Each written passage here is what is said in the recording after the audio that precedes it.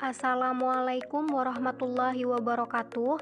Perkenalkan, nama saya Maulidatur Rohmah dari kelompok 4 akan mempresentasikan makul BLKS dengan dosen pengampu Ibu Nurhayati SEMM yang berjudul Alokasi Dana Bank Kredit, disusun oleh Maulidatur Rohmah, Farid Wajidi Aulia, Maulana Irfan Syah, dan Abdur Rahman Wahid.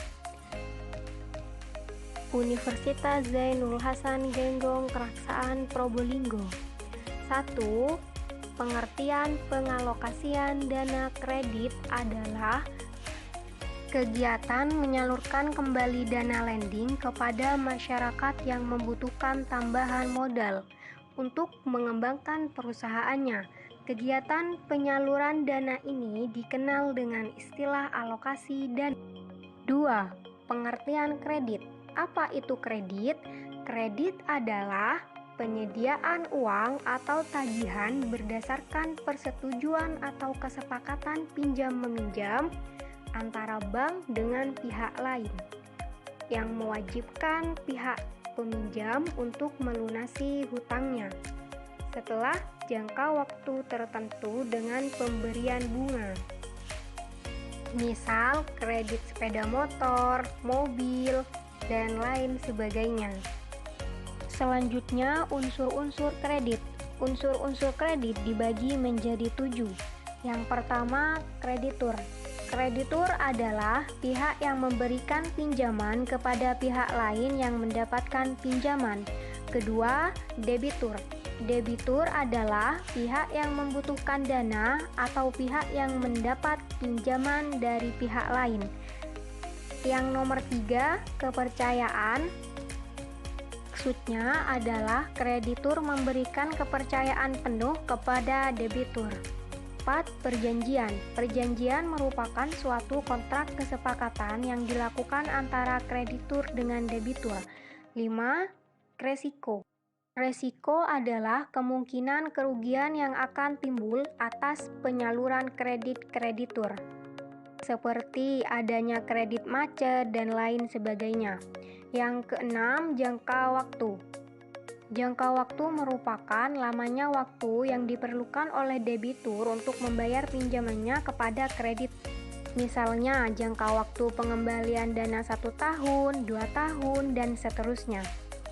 Yang terakhir, 7. Balas jasa. Sebagai imbalan atas dana yang disalurkan oleh kreditur, maka debitur akan membayar sejumlah uang tertentu sesuai dengan perjanjian.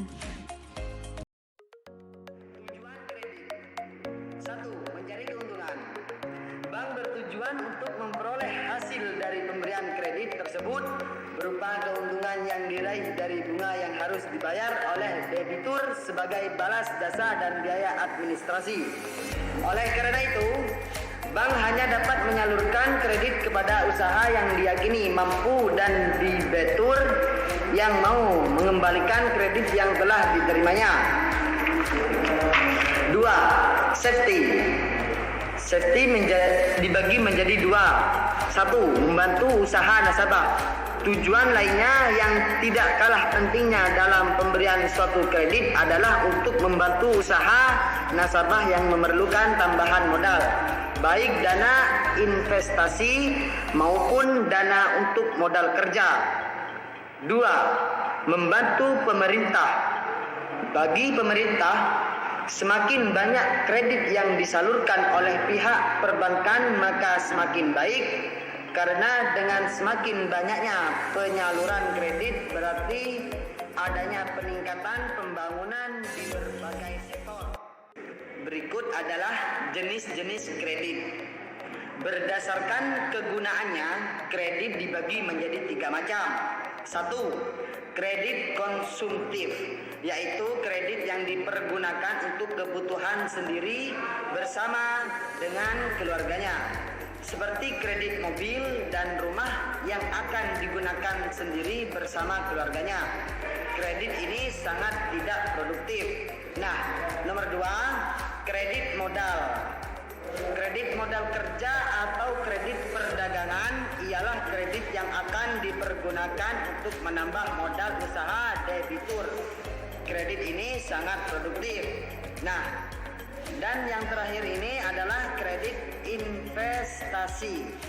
Kredit investasi adalah kredit yang dipergunakan untuk investasi produktif, akan tetapi menghasilkan dalam jangka waktu yang relatif lama. Kredit ini biasanya diberikan grace period. Misalnya kredit bagi perkebunan kelapa sawit dan lain sebagainya. Nah, berdasarkan jangka waktu, yaitu 1. Kredit jangka pendek, yaitu kredit yang memiliki jangka waktu paling lama 1 tahun saja. 2. Kredit jangka menengah, ialah kredit yang memiliki jangka waktu antara 1 sampai 3 tahun. Nah, yang nomor 3, kredit jangka panjang. Kredit jangka panjang adalah kredit yang memiliki jangka waktu lebih dari 3 tahun. Nah, berikut ini adalah jaminan kredit. Jaminan kredit dibagi menjadi 2. 1. Kredit dengan jaminan. Jaminan benda berwujud seperti tanah, bangunan, kendaraan bermotor, mesin, atau peralatan, barang dagangan, tanaman, kebun, dan sawah. Nah, sedangkan jaminan benda tidak berwujud itu seperti sertifikat saham, sertifikat obligasi, sertifikat tanah, sertifikat deposito, wesel, dan surat tagihan. Nah, dan yang terakhir ini adalah jaminan orang. Jaminan orang yaitu jaminan yang diberikan oleh seseorang yang menyatakan kesanggupan untuk menanggung segala risiko apabila kredit tersebut macet. Nah, dan yang nomor 2 itu adalah kredit tanpa jaminan. Kredit tanpa jaminan yaitu bahwa kredit yang diberikan bukan dengan jaminan barang tertentu. Biasanya kredit ini diberikan untuk perusahaan yang memang benar-benar benefit. Nah, berdasarkan jaminan, kredit dibagi menjadi 4 macam. 1. Kredit jaminan orang merupakan kredit yang diberikan dengan jaminan seseorang terhadap debitur bersangkutan. Nomor 2. Kredit jaminan efek. Kredit jaminan efek adalah kredit yang diberikan dengan jaminan efek-efek dan surat-surat berharga. Nah, nomor 3 itu kredit jaminan barang. Kredit jaminan barang ialah kredit yang diberikan dengan jaminan barang bergerak, barang tetap, dan logam mulia. Kredit jaminan barang ini harus memperhatikan hukum perdata pasal 1132 sampai dengan pasal 1139. Nah, dan yang terakhir ini adalah kredit jaminan dokumen. Nah, kredit jaminan dokumen yaitu kredit yang diberikan dengan jaminan dokumen transaksi seperti letter of. Nah, berikut ini adalah jaminan kredit. Jaminan kredit dibagi menjadi 2. 1. Kredit dengan jaminan.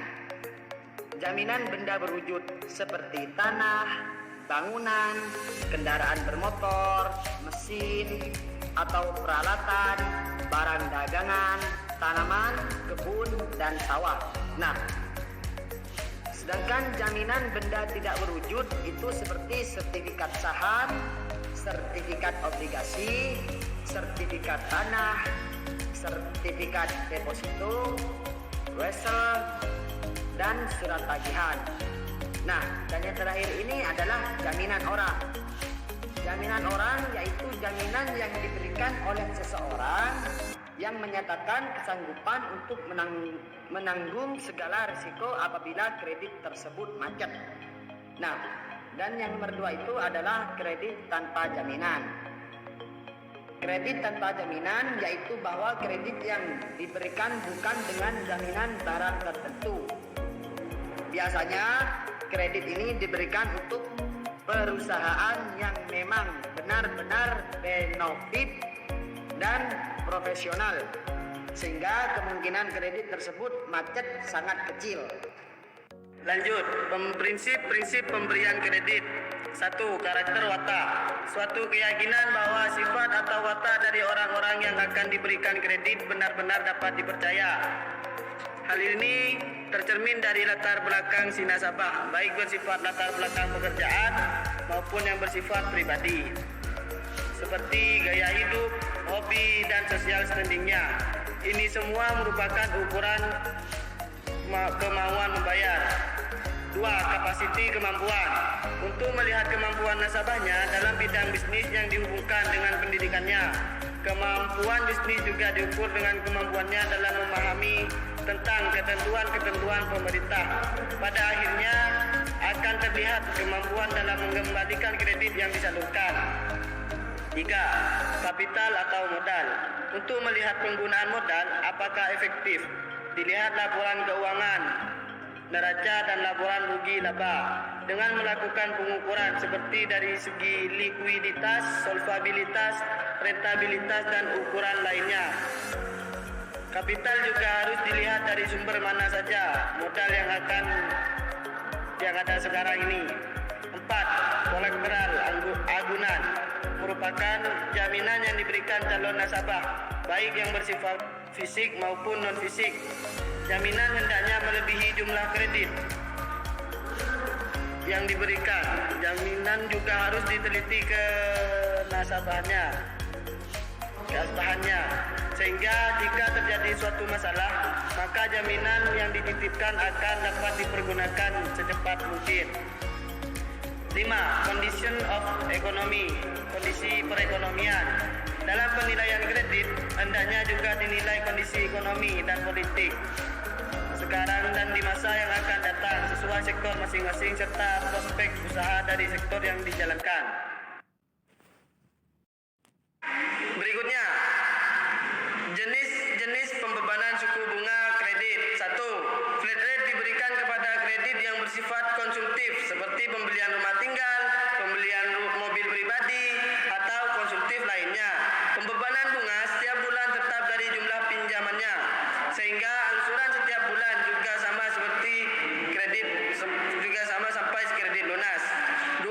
Sliding rate. Sliding rate diberikan kepada sektor produktif dengan maksud nasabah merasa tidak terbebani oleh pinjaman.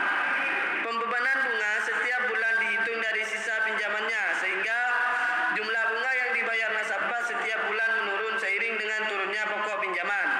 3. Floating rate. Floating rate menetapkan besar kecilnya bunga kredit dikaitkan dengan bunga yang berlaku di pasar uang, sehingga bunga yang dibayar setiap bulan sangat tergantung dari bunga pasar uang pada bulan tersebut. Pada akhirnya hal ini juga terpengaruh terhadap angsuran setiap bulan, yaitu bisa tetap naik atau turun. Berikutnya aspek-aspek penilaian kredit. 1. Yuridis hukum, yaitu SIUI, SIUP, TDP, NPWP, sertifikat tanah, dan lain-lain.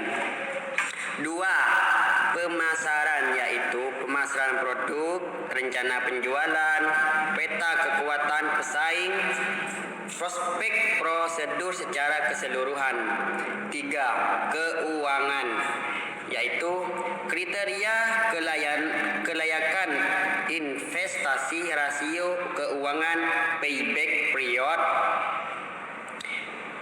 net present value, NPV, profitability index, PI, internal rate of return,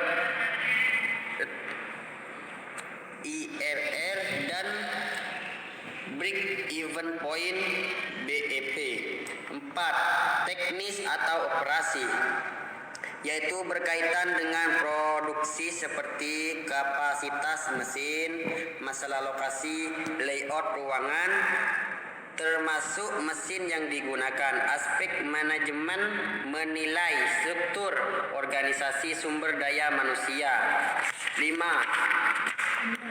AMDAL, yaitu menyangkut analisis terhadap lingkungan baik darat, air, atau udara. jika proyek atau usaha tersebut dijalankan, misalnya tanah atau darat menjadi gersang.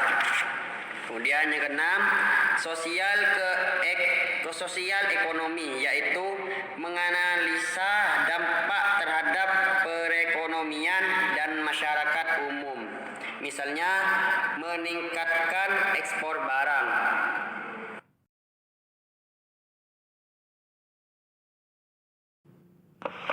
Dan yang terakhir, penyelesaian kredit macet. Kemungkinan terjadinya kredit macet dalam perbankan pasti ada, sebagus apapun analisis kredit dalam menganalisis setiap permohonan kredit.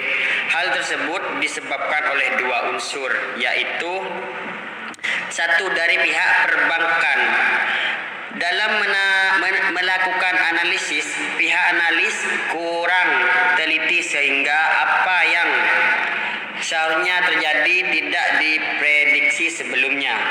Dapat juga terjadi akibat kolusi dari pihak analis kredit dengan pihak debitur, sehingga dalam analisisnya dilakukan secara subjektif. 2. Dari pihak nasabah. Kemacetan kredit ada akibatnya dua hal, yaitu satu, adanya unsur kesengajaan. Dalam hal ini nasabah sengaja untuk tidak bermaksud membayar kewajibannya kepada bank sehingga kredit yang diberikan macet. Dapat dikatakan tidak ada unsur kemauan untuk membayar. 2. Adanya unsur tidak sengaja. Artinya si debitur mau membayar tetapi tidak mampu. Misalnya contoh, kredit yang dibiayai mengalami musibah seperti kebakaran, terserang hama, kebanjiran, dan lain sebagainya, sehingga kemampuan untuk membayar kredit tidak ada. Langkah penyelesaian bisa penagihan intensif, descheduling, reconditioning, restructuring, manajemen asistensi, dan